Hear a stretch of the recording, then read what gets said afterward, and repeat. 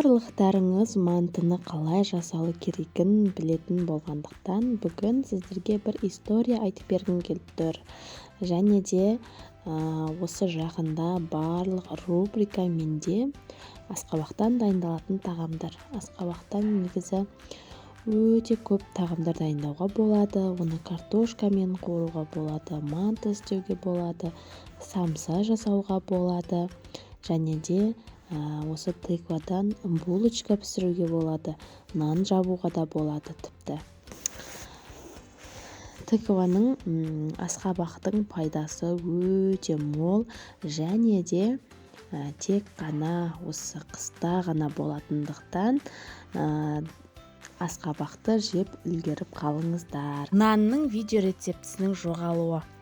Бір күні инстаграмға осындай нанның қысқа ғана видеосын, яғни рилс салдым. Сол жерден бір қыз маған жазды. Рецепті беріңізші деп жазды комментарий.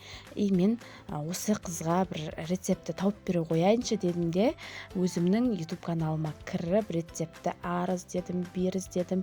Ешқандай рецепт жоқ. Сөйтіп 2 күн ойланып жүрдім. Оказывается, мен оны ол рецепт менен өшіп кеткен екен. Менің бұрынғы телефонымда перезагрузка батырмасын бассаң, өшіріп қосатын. Ал бұл телефонда мен сондай деп ойладым.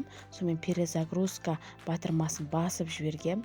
Сөйтсем, ішіндегі барлық информациям, барлық видео рецепттерім, балаларымның кішкентай кезіндегі суреттері барлығы да өшіп кеткен.